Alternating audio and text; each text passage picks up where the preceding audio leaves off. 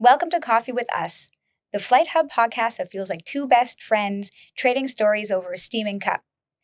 We're going to be talking about our favorite travel tips, budget-friendly trips, picking up clever hacks from people who have traveled around the world, all in a laid-back and honest way. So please grab a cup and join in on the conversation.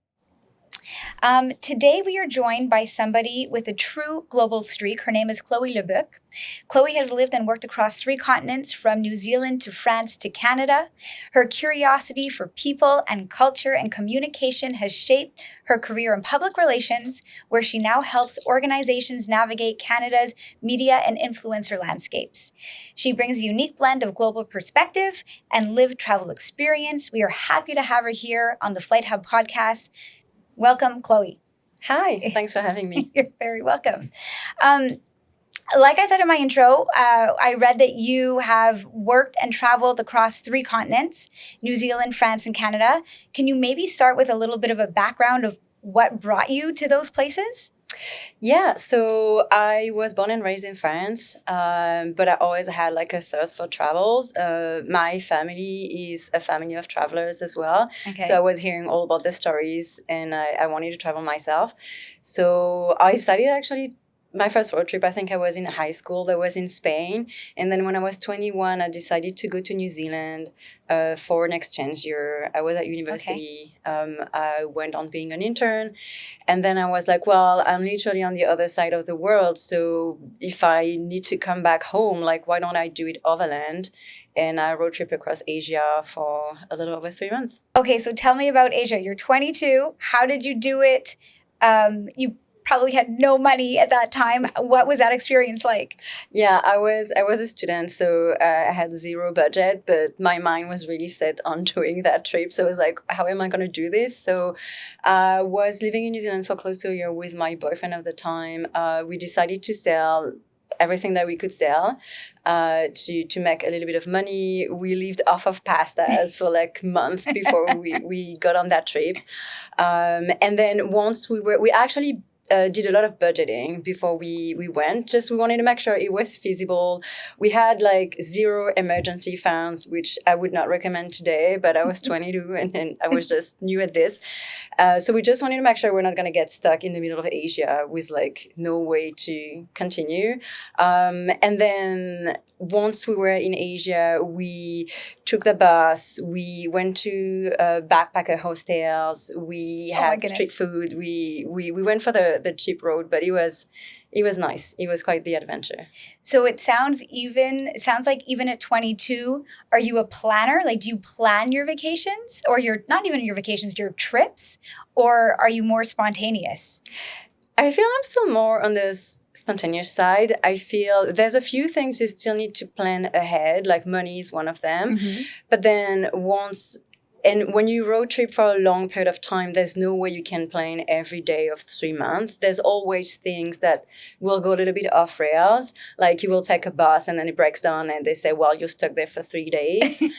So you have to factor that in. But I feel as well, keeping the spontaneity is where you make the most connection, right? It's like because you ask your way to someone or you get lost and then you talk to people, and that's where you can actually make the most connection. So I try to keep in all of my trips, I really try to not plan everything ahead and keep some part for, impromptu things. I feel like that's really good advice. Have an idea, have some sort of budget, but don't be so constricted once you're there. Go with the flow and experience as much as you can. Yeah, because you want to keep yourself open for last minute things or ideas. Like if you go to hostels, which I feel is a very nice way to both, travel on a budget, but also meet new people. There's always going to be someone that's going to be like, hey, I'm going there. Do you want to tag along? And it would be too bad to say no to those experiences. I feel when you're traveling, that's where you meet, you make the best of it.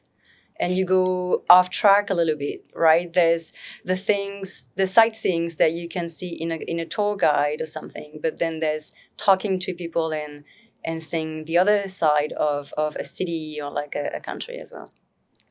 Very, very good advice. 3 months in Asia. Was that your longest trip away from home? Well, I live away from home in a way. My new home is here in Montreal, but that one was quite a long road trip. Yes, I've had other road trips that were shorter. I've always wanted to take a full year and go across the world, but I always try to manage my thirst for travels, but also my career, my studies back in the days. So I'm traveling there and there. Yeah. So you finish you're 22, you finish your road trip to Asia. Then where do you land? Well, I finished my road trip in Asia. The final portion of the road trip was across Europe as well, because Okay. I was making it back home. Then I went back to finishing my studies back home, and I was like, well, this is nice, but I need more. I need to see something else. You're now broke, right? No, I'm broke. You're broke. Absolutely Did you broke. start working when you came home, or? Yes, I was working. Yes, I always worked during my studies as well. So I came back broke. I started working, doing little jobs. People were like, that was not a financially sound experience. I was like, no, I don't care. That was such a nice, building memory thing. Yeah. So I was happy I did it. So I went back to my studies. And once I finished my studies, I thought, well, I'm going to work a little bit. I'm going to start on my career, get myself some experience, and then I want to go to some other places. What's next? And then, little by little, I started to get decided on Canada, which was supposed to be another working holiday experience, but I ended up staying. How long have you been here now? 10 years. Okay. So Canada was actually a trip that ended up becoming my home. Yeah. That's amazing. Now you're in Canada. What brought you originally? Like, why Canada? I met a lot of people back in France mostly, but also when traveling, but who had the experience of living in Canada for a bit, and everybody had just positive things to say. So I got curious. I was like, okay, that sounds like a nice place. Like everybody's super charmed by their experience in Canada. So I want to go. I want to see what's up. And where did you land? Did you land in Montreal? Montreal, yeah. Montreal. But then I traveled. I did what I've always So have you done. traveled across Canada? By bus, yeah. By bus. Sounds like a nightmare. Okay, tell us about There were that some experience. long portions, yeah, like the prairies for sure is a long bit. So I studied from Montreal. I actually already got myself an apartment, so I subletted it because I needed that money back to travel. So I studied from Montreal. I stopped in Toronto. I went across the prairies. I went in Banff. Went to Kelowna, and then I went and worked in a farm because I needed to cash in a little bit. So I stopped and worked in a farm for 2 weeks, then went to Vancouver, went on the island, and then made it to the US in California after that, yeah. What was your best part of that travel experience, and what was the worst part of that travel experience? In Canada? Well, the best part, I would say the people that I met. It was nice. Like I remember, so I stayed at hostels a little bit, and sometimes I would do couchsurfing as well. Because it's very nice to work. There's a whole community. There's a website. I've been in it since I was 21, so it's nice. Okay, can we pause and just talk about that for a second? So couchsurfing, and you're a young woman. How does that work? Do you feel safe? I've never heard of this. Can you talk a little bit about that? So yeah, for sure, as a woman, you have to be cautious when traveling. Right. I did a lot of solo trips as well, so you have to be careful as a woman. So you vet people, you talk to them, but it works as a lot of those peer-to-peer websites. So people actually grade their experience. Like you would take a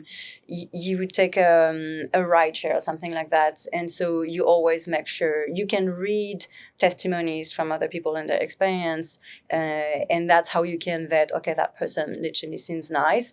But I would say that within the travel community, it's usually a fairly safe environment and community. So I used to host travelers back in France at my house with my roommates. We used to do this as well. So we had people from every corner of the world. So you weren't new to this. You knew about it already. Yeah, I knew about it. And the way that it works is that you have to host if you want to be hosted. It's like it's a give and take sort of that's so nice. Community. I ended up next to Kelowna. I was hosted by this guy from Quebec City who moved there, and he gave me a tent because I was working on a farm and I needed a tent to sleep. And it was like, you know what, I'm gonna give you one, and it was just nice experiences and stories. I usually bring wine with me. As a thank you. Yeah. Yes. Oh my goodness. Okay, so hostels, couch surfing, you know how to do it on a budget. Backpacking, I guess, like you pack a backpack and away you go. Yeah, I would say some nice tips, like especially back when I was a student and initially thought, well, travel is not necessarily accessible to me, but what I would do is, especially road tripping and moving from country to country, every time I would get into a new place, I would try and get a sense very quickly of the price of basic items, like how much costs that, a pint of beer, like how much does it cost to get street food, essentials, how much does it cost to get street food, to to book your spot in a hostel, those type of things. So you get a sense of how much things cost, and the proportion rather than just always converting money in your head. So I would do that if being on the move, I would also sometimes take the night bus. So you save a night in a hostel as well. Right. So traveling at night. You don't feel so rested, but it's nice on the budget. You're young. Yeah. Okay. So let's fast forward. You're not 22 anymore. Do you start to travel via plane at one point? Yes. Well, I always traveled by plane, right? I had to go instead of road tripping. I had to reach New Zealand, of course, and then I had to reach Asia before I could actually take the bus, right? But no, I always had to take the plane. So usually I like to spot the good deals. Okay. Yeah, so plane ticket can be a big portion of a budget. So I like to spot the good deals. I like to get that ahead so I can get that like on a former paycheck or like a credit card, and then get past that. And once I actually get to do my travel, then I'm on a new paycheck or like my credit card is clean. So yes, I like the good deals for the planes. I've had countless nights at airports too. That's what I was going to ask. Yes. So is it the same thing? Would you take night flights? Are they a bit cheaper? What are some of your tips there? I found that with a lot of the low-cost plane trips, they're usually very early in the morning. Okay. Yes. So if you're an early riser, then it can be great for you. Though a night flight is nice if you have to go far. Mm-hmm. I feel it's very convenient, but yeah. Right. And then talk to me about food then, like across the world. Where's your favorite cuisine? It would be hard to pick just one country because I love food so much. But like in Asia, I really enjoyed food from Thailand and Vietnam. It was amazing. Obviously, Italy, Portugal, so incredible food. Peru was delicious. Yes, Peru is an amazing cuisine as well. I enjoy that so much. Mexico too. Yes. For sure. Okay, what about the worst food? There's got to be some stories. Oh my God. I don't want to throw the English under the bus, but I would say England. No good over there? I love fish and chips though. Okay. Yes. Fish and chips are great. Okay. And out of all, you've been to a lot of places. I read 31 different places? Yes. Okay, so 3 continents, but you visited 31 different places. Can you talk to us a little bit like how the culture has shaped you? Like from meeting different people? Yeah, and just traveling around. Like, do you bring any of those lessons into your daily life? Yes, especially when I was younger. And I think that it's different to live in a country and then to travel in a country. Obviously, you're much more immersed when you live in a country. But I feel overall it teaches you to accept the otherness. I think that's that. If I had to summarize it, I think it's accepting the otherness. It's understanding that, you know, there are things that for you are acceptable or disrespectful in the country, but you go on with your day thinking it's common sense, and you don't necessarily realize you actually have been socialized that way. But then it could be the exact opposite things that could be either acceptable or disrespectful for Somewhere another else. culture. Yes. Right. So when you travel, I think it's that. It's really being open-minded to like, okay, well, everybody does what they do because they've been, raised and socialized differently. And it's so interesting because it really forces you to be careful about like not judging people and trying to understand that most of the time intentions are good. It's just it's a different way of doing things. It's a different culture. Yes. That's it. And you're learning, and that to be respectful of that culture. Oh, yeah, that's great. And then you bring that, I would say you bring that into your everyday life, right? Respecting other people around you and their different ways. And yeah, I can totally see how you can bring that into your daily life for sure. And sometimes by accident, you also misbehave. Like I remember being in New Zealand at 21, I was basically out of home. And I don't know, you would do things that you feel like, make sense to you. That's what you've always done. And then for people, sometimes it's a little rude or it's a little, right. Something they like differently. Right. Where do you want to travel to next?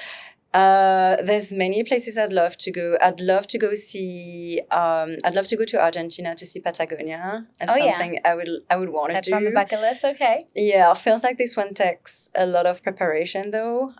So I want to go. Northern Europe, I've never been. I'd love to go as well. What places exactly? All of them, but from Denmark to Sweden, Finland, Norway. I'd love to. Sorry, one more question. Summer or winter up there? Oh, I guess summer. But I'd love to travel in the African continent too. Oh yeah. Yes, there's many places to see in on the continent, and so yeah, I'd love to go. Do you like big cities or nature more? I like both, actually. Okay. I do like nature, but I think it's always nice to have a little city stop when you're traveling as well. It's very vibrant. You can see a lot of art. You can learn about history. There's many things to do as well. Trying food. Do you travel always alone, or have you traveled with people? What are you doing these days? And talk about the pros and the cons of both. I love both. Honestly, they're very different experience. I feel when you travel with people, it's like people always say like you can have very good friends, but are they good travel buddies? It's not the like, same are thing. You going to agree on the way you do things?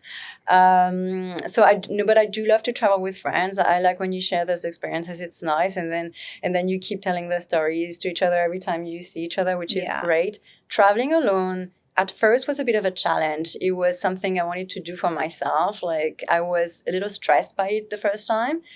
And I think traveling alone is interesting too, because you have a lot of quiet and downtime where you actually take a step back from your life. You think, you take perspective. I think it's very nice. And sometimes when you travel alone, the funny thing is you meet more people. Because you're by yourself, you go to a hostel, someone is going to, maybe see you and talk to you. Whereas if you're with friends, sometimes you have the group effect, right? So you're among each other.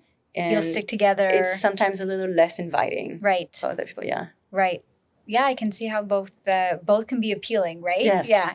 Have you kept in touch with any of these people over the years? Yeah, actually. I've kept in touch with a lot of people that I met traveling.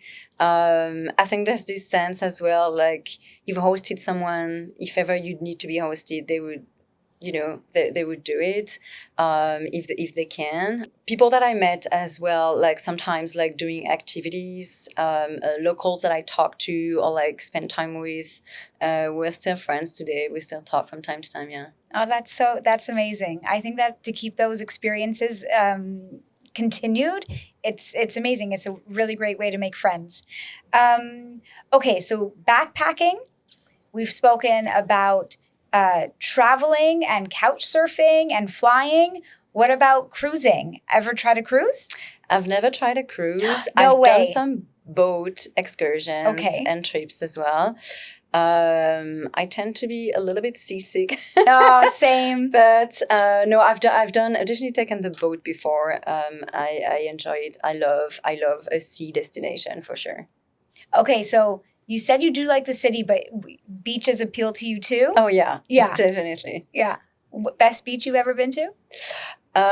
Croatia. Oh, Yeah. You answered that really fast. Yes, because Croatia was well, I have friends there, so I've been a couple times. Okay. But it's really breathtaking. It's really beautiful. You have to know about the spots where there's a little less tourists though, because it's getting a little crowded.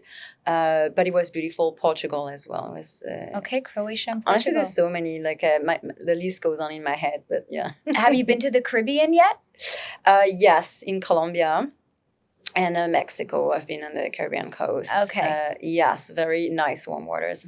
Yeah, warm waters. It's always Yes, nice, for yes. sure, for sure. My next question is, what dish would you add to French cuisine? And what dish would you take away from French cuisine for the rest of the world? I think I would try and mix some Peruvian ceviche with Mediterranean cuisine somehow. That's what you would add to French cuisine? Yeah, I feel there's some happy mix that you could do. There's already lots of seafood and fish into the south of France cuisine. Yeah. Something I would want to get rid of in French cuisine, there's a lot of very weird things that we eat, like organs, like snails, frogs, which are very traditional. So I don't know if someone wants to enjoy that. Yeah, we can take away the snails and the frogs. Good answer. Very good answer. And then after all of your travels, has there ever been a place that you've come back from and the music has really inspired you, or you just found yourself listening to the music from that particular place and culture? Yes, sometimes I try to, like, I would hear music traveling, and I would try and find out what that is, because then you have like down times, you have the bus ride, you have things where you can like listen to music. I remember first time that I went to Colombia, we met people and they decided to take us clubbing, and it was the first time we were hearing the song Despacito, which ended up obviously being quite popular. And it was the first time we were hearing that, and I don't know, we felt cool, the song was nice, and then came back to Canada and we would put the music and no one had heard of it yet, and then it became massively popular, and everybody was like, just go away with this song, we can't. Yeah, so songs can create a memory from a certain place. Yes, I feel you associate a lot of music is also nostalgia sometimes, right? So you associate a music with like a time or like a feeling even that you had, right? A feeling is true. Yeah, very true. What does meaningful travel mean for you? And would the answer be maybe different from when you were younger to now? Yes, I think when I started traveling, I was so thirsty for the experience, the adventure. So I think I thought of travel more as like something that, would benefit me or like that I could take. And then as I was traveling, I realized very early on actually that when you travel, you have an impact where you go. It's very hard to reconcile. It's hard to understand the full impact that you have. It is by all means very hard to do the right thing, and I think it's like an ongoing progression, right? It's always to question yourself. But now for me, meaningful travel, I'm trying to ask myself questions when I go somewhere, like, should I buy from local shops, and like, what is my impact on the local tourism industry, my environmental impact as well. I remember traveling in Asia, and you would negotiate the price of things a lot. And I would see some tourists or travelers like negotiating, make it almost like a sport, and they would get obsessed with putting getting the lower price. But then sometimes I would think, well, but really doing this, I've just saved $1, so it's probably not going to make a big difference for me.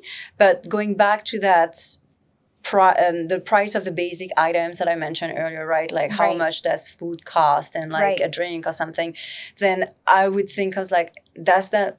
Can that $1 buy this person's families a dinner tonight? Right. And then can it be more impactful for them? Sure. So then maybe don't negotiate all the time, right? That's really maybe good advice. Think twice about, the situation of the people, or like who you're talking to, or like being nice. Learning a few words as well, I feel is nice. Like some languages obviously are harder. Sometimes you don't remember them, but like just to say, hi, thank you. Right. To show please. Effort. A couple of things, will really make people happy. There's some places you go, they see so many tourists, and they will remember the person who smiled. They will remember the person who could say hi in their language, or just nicely ask, do you speak English? It's not automatic that people would have a common language with you too. Right. What advice would you give to young travelers? I think, sometimes people feel that it's inaccessible, especially because of budget questions. And obviously, I want to start by stating that, when you travel, you're I always felt very lucky that I got the chance to travel, right? Like, not everybody can do it. And when you do it, I feel, enjoy it. It's still, you're part of the lucky ones. But sometimes you can use your imagination as well. There's ways to travel that can fit within a smaller budget, or that can fit within a busy schedule too, right? Like for those who can remote work, you can have extra days or an extra week over there.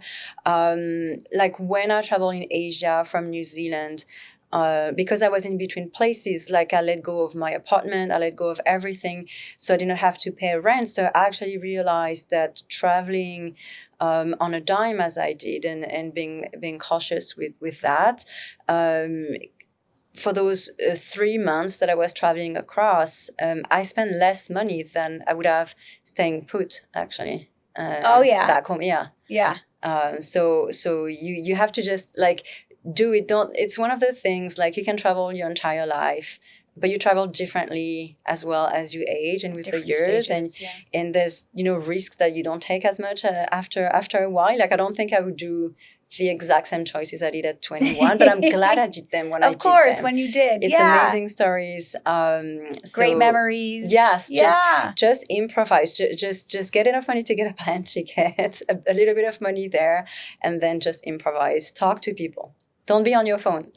Talk to people. Oh, that's good too. Yes. Talk to people. Go out. Meet people. So immerse yourself in the culture. Yeah, you'd rather like ask your way around rather than always struggling on Google Maps, right? Right. You'd rather.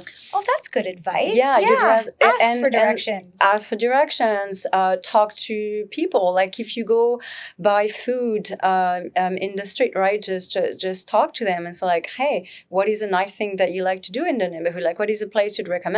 And that's how you can end up. Sometimes you'd be surprised the number of times where people actually took me there. Yeah. And it's like, I'm going to take you, I'm going to show you, and I'm going to be your guide. And then you improvise sightseeing with locals. With a local. Yes, and it's nice. And you get to see things that, are not in any book, in any guide, in anything that you could read. And I feel that's the best, talking to people, saying hi, just breaking through the awkwardness of just saying hi to someone you don't know. Hostels are very good for that. Right. Like, if you book your own apartment, it's nice, but then you don't get to meet anyone, right? So it's nice to be in a place where, you have to say hi to the person that's, sleeping in the same dormitory as you. And, for all you know, they're going to be your next friend. And that happened to me this summer in Portugal. So you're still doing hostels? Yeah. Okay. I was going to say, Until they kick me out because I'm too old. Hostels, that's a good way to meet people. If you're older, hotels, but then just ask for directions. Don't go on Google Maps. That's what I took my mom to hostels with me. Oh my goodness, I can't imagine. And she was like, honey, I'm not sure they're going to let me in. It's called a youth hostel. It's like, I'm sure it's fine. And she actually had a blast. No way. That's amazing. Okay. She had a blast. Like, she met with a lot of people. She talked to people. She still has them on social media today. So no, I did that this summer too. Like, I ended up going to Portugal. I met lots of people from different countries in the hostel, and I ended up traveling with this woman from Germany. It was super nice, and we stayed friends, and we ended up just doing the rest of the trip together, and it was nice. Very, very good advice. So hostels, we'll have to think about that. For the rest of us who are a bit more scared, we'll have to consider that in the future. Very good advice. You can book. There's always like private rooms if you want it in between. Very good. Okay, I'm going to ask you just some rapid fire questions, some nice travel questions to see what kind of, even though we know a little bit about you now, to see what kind of travel you are. Okay. Yeah. Window seat or aisle seat? Window. Of course. Beach or a city? We kind of answered that already. Well, I'll take the beach still. The beach still? Yeah. With a little city sprinkled in. Do you prefer sunrise or sunset? Sunrise is cheaper. Sunset is nicer. Good answer. Good answer. Carry-on or checked luggage? Really depends how long I go and how self-sufficient I have to be there. Okay, so let's talk about this for a second. Yeah. When you are traveling for a long period of time, but you know you're going to go to multiple different places, like you said, you went to Europe and then at the last minute you wanted to go to Spain and to Portugal. Are you doing check luggage then? Do you have a carry-on? I check a backpack. Okay. I have a big backpack that's like taller than me. And I travel light. And, I roll my clothes, type of tips. And then I take this because you're very mobile. Right. Because if you hop from like buses to buses, like you don't want to roll a suitcase. And if you end up going on a trek, then you can also carry that. One of the next questions was going to be, do you use packing cubes or I guess you roll your... I roll my clothes and for me it saves a lot of space. Then I make sure to be like very smart about what I'm packing. Do you pre-plan outfits? I pre-plan things. There's always a couple of things that you need, especially if you know you're going to be in the countryside, like if you're going to go on a trek or like I've done horse treks, elephant treks. I've done many things. So, you want to take some stuff that are going to help you out in nature too. Okay. You might want to take some stuff for the rain, for different weather. So, packable and light. Yeah. Walking shoes type of thing. So yes, you have to pre-plan that one for sure. What's the one thing you can't live without while you're traveling that must be in your suitcase? I always, because I'm a little bit on the adventurous side and I sometimes end up like, trekking around or like going some remote places or countryside, I always take a knife with me. A good knife can help you cook food on the side of the road. It can help you camping or whatever you want. This does not sound like a travel experience that I would want. Your best thing to pack is a knife. Prepared. That's amazing. That is okay. So then street food or fine dining, what would you prefer? Both are amazing. I do like street food. I feel so you can use your knife. Yes, I do love street food. I feel you get a nice sense of what people eat daily. Right? It's nice. Are you the first on the plane or the last on a plane? Oh, the last. Oh yeah. Yes. You don't care about luggage space or your carry-on space? I always have a tiny carry-on with me that usually fits under my seat. There you go. And I'm like, we're all going in there anyway, so there's no rush. I agree. And then, we kind of covered this a little bit, but planner or last minute? And you said a little bit of both? Or Yes. Yes, I think to me you have to understand where you need planning and it's essential. And the rest I really leave room for interpretation and spontaneity in everything. And I want to improvise some of my trips. And I feel we have busy routines and daily schedules and a work life. And it's nice to be able to relax a little bit and just go with the flow too.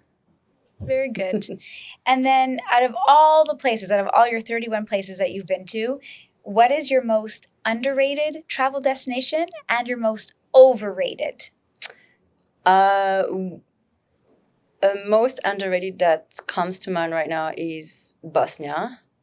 It was super nice. I don't think I had any expectation, but it was very nice.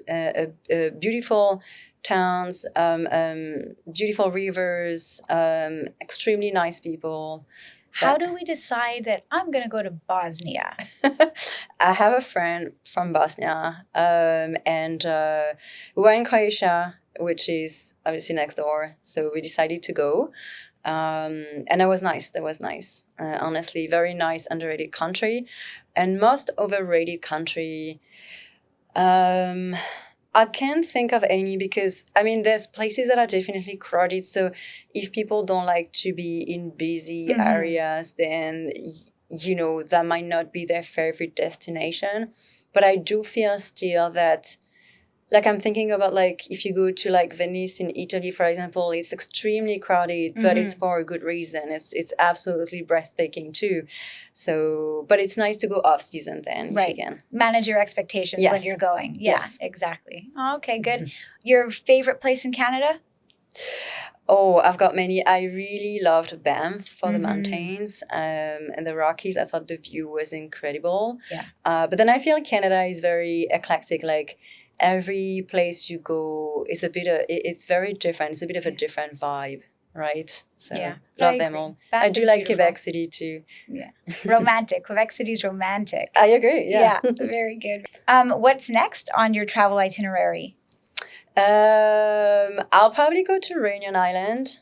You have to tell us where that is. Sorry. It's an island that is close to Madagascar. Okay. That's far. A small island with a volcano and mountains and the ocean, obviously. It's Indian Ocean.